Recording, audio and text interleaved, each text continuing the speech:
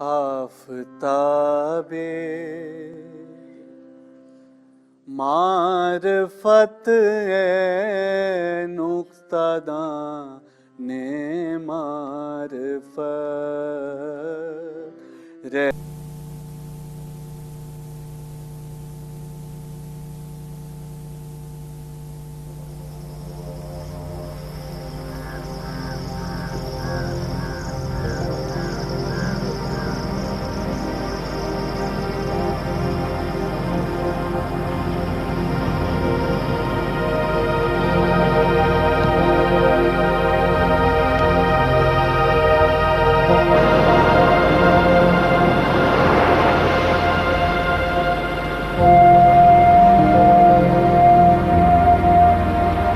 Since the beginning of time, human beings have been asking the same questions. What is the meaning of life? Where did we come from? And where are we going to?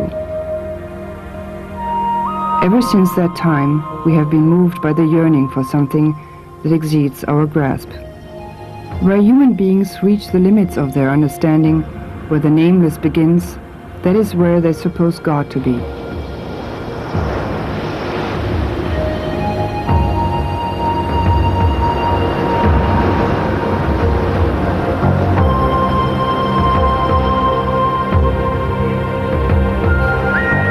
In all the ages past, people have tried to follow their inklings of the beyond, to search for this wonder, a path back to the center of all existence, a path to the origin of all creation. This yearning has never ceased to exist. But today we are caught up in the hustle and bustle of our daily lives, and many of us can hardly perceive our innermost self. Life in the Western industrialized nations is marked to an ever-increasing extent by violence and inhumanity, and we are confronted by problems that we can no longer cope with. Here it seems as though God has ceased to exist, whereas in the Eastern societies he still plays a major role. Is it because these people are poor? India is a poor country, poor at least in material terms. The people are modest and enduring. For centuries they have been oppressed and exploited, but endure thanks to their absolutely unbending belief in God's will. Mahatma Gandhi once said of India that its spiritual heritage consists of the simple life and the noble thinking of its people. Wanderers find countless temples and holy places, places for contemplation and meditation. Many people from the West too have gone to India because they have realized that material prosperity could not make them happy.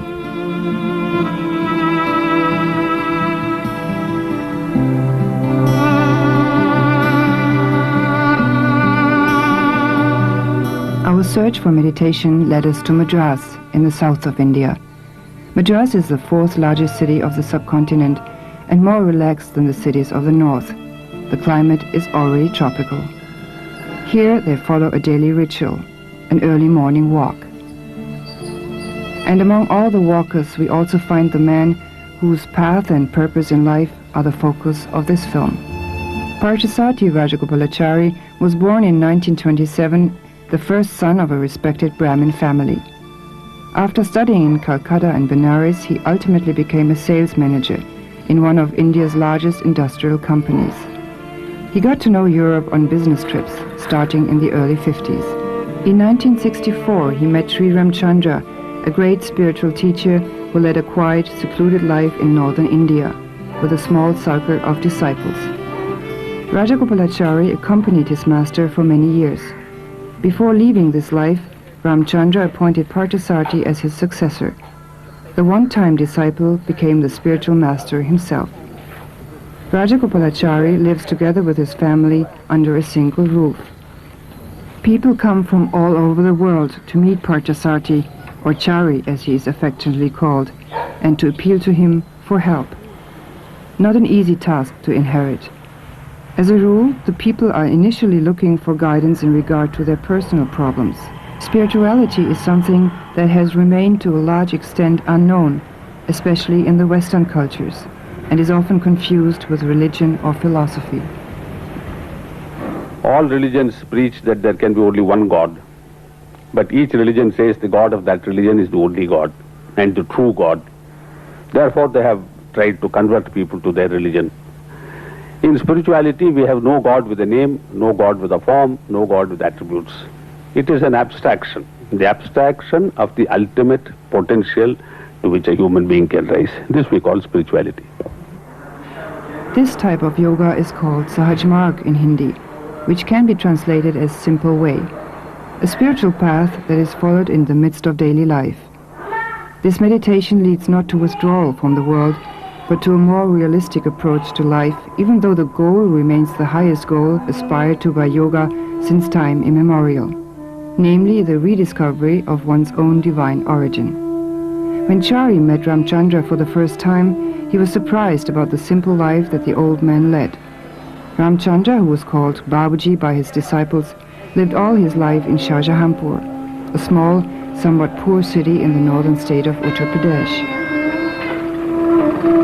Ramchandra was in turn a disciple of a master, Lalaji, who lived in a neighboring village. At that time there was only a small group of disciples. But for Chari, that first meeting with Babuji was rather a shock. So that first visit, a shock, I think was a necessary shock. Because had he been all that I expected him to be, I would have been very complacent. It would have been something which matched my expectation. But the very fact that he was totally opposite to what I expected, physically, mentally, everything. And his house was a disaster. A tumbled down, old, rickety place, full of dust, filth, flies, mosquitoes by night.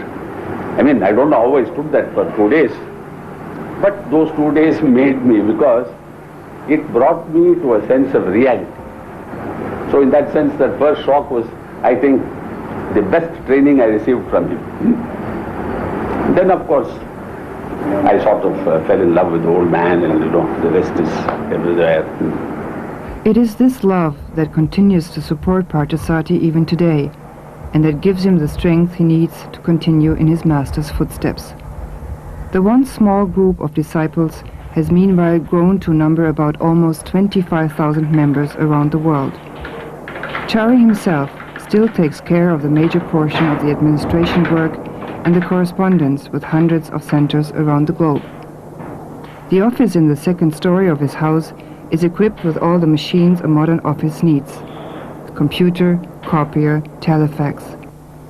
He also writes books and keeps tabs on the construction of various ashrams, one of which is being built right before the doors of the city in Manapakam, a short distance south of Madras. Here, on an 11-acre plot of land, an ashram planned jointly by Indian and European architects is coming into being. The word ashram means a place of retreat, a place where one can go for introspection and contemplation. It is also a place to spend time with one's spiritual guide. The most important, here one can meditate. The goal of yoga is the reunification with the divine. India has long been the home of different types of yoga, the three main ones being Jnana Yoga, the way of knowledge, Karma Yoga, the way of action, or Bhakti Yoga, the way of love. Sahaj Marg is one form of Raja Yoga. The most important is Raja Yoga, where we deal with the mind. The theory being that it is with the mind that we interact with this world, with this universe. And whatever goes wrong with the mind goes wrong in its action, subsequent action, and everything goes wrong with the result. So by regulating the mind, we can regulate our lives, and by regulating our lives, we can regulate our destination. Meditation is the act of orienting oneself towards a specific goal. Although there are different forms of meditation, the process is in fact always the same. The various schools of meditation differ only in their orientation, that is to say, in what they aim for. In Sahaj Marg, the aim is towards the Absolute, or God. Since the Absolute is beyond all forms, the presence of the Absolute is thought to be a subtle light, a light without illumination in the heart.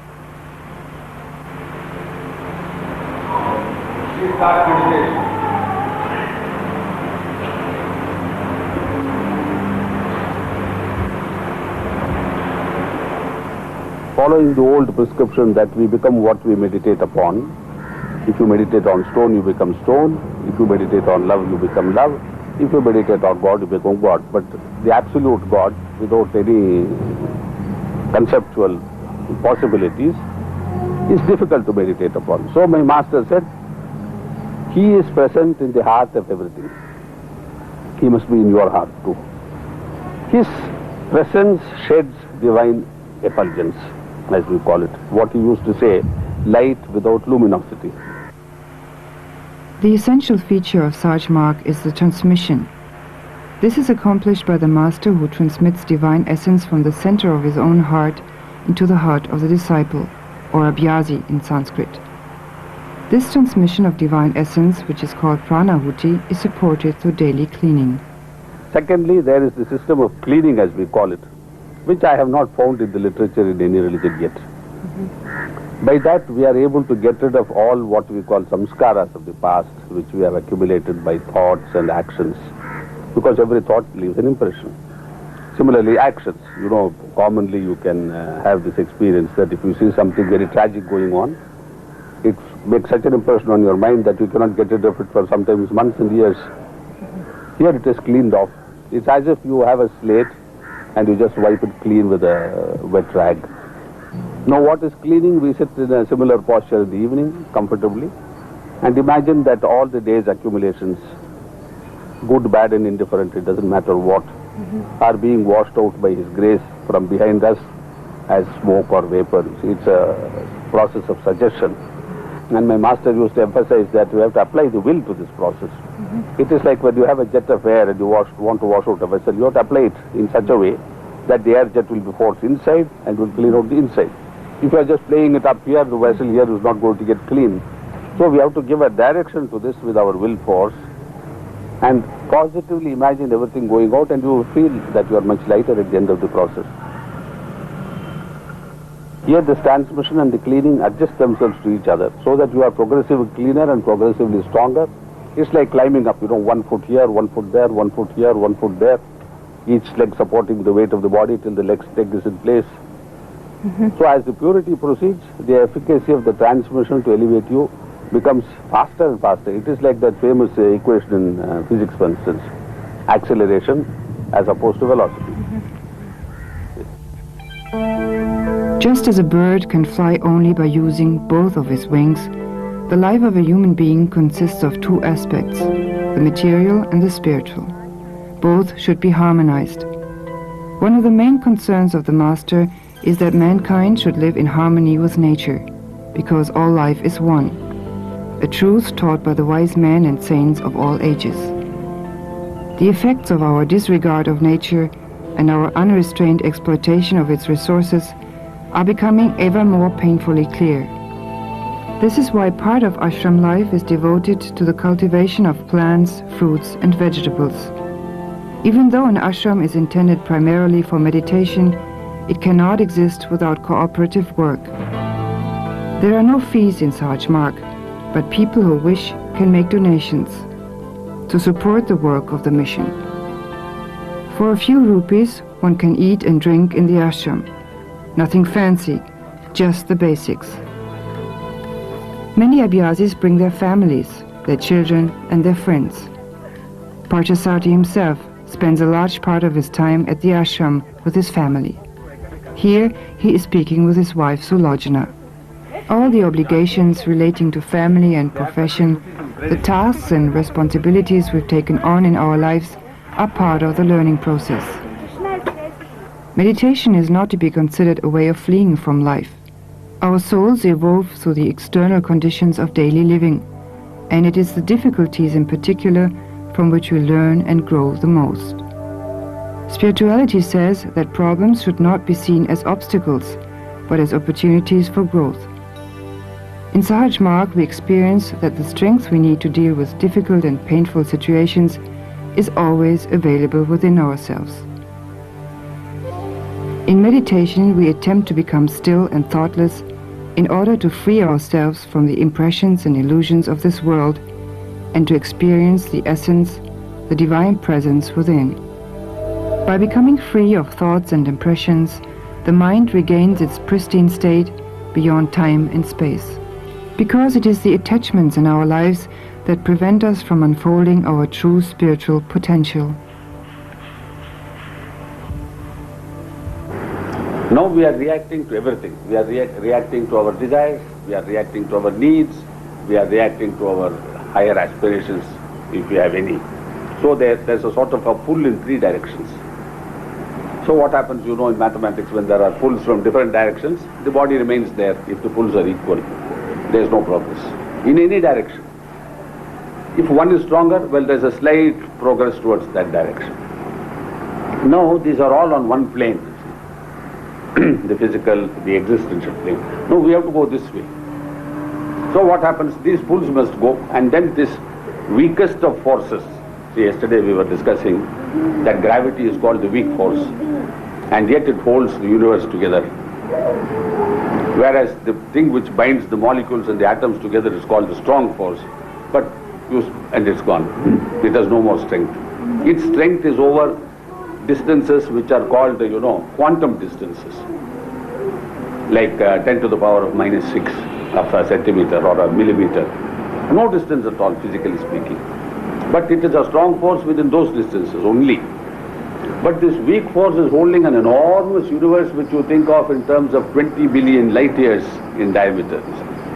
And this weak force is holding it.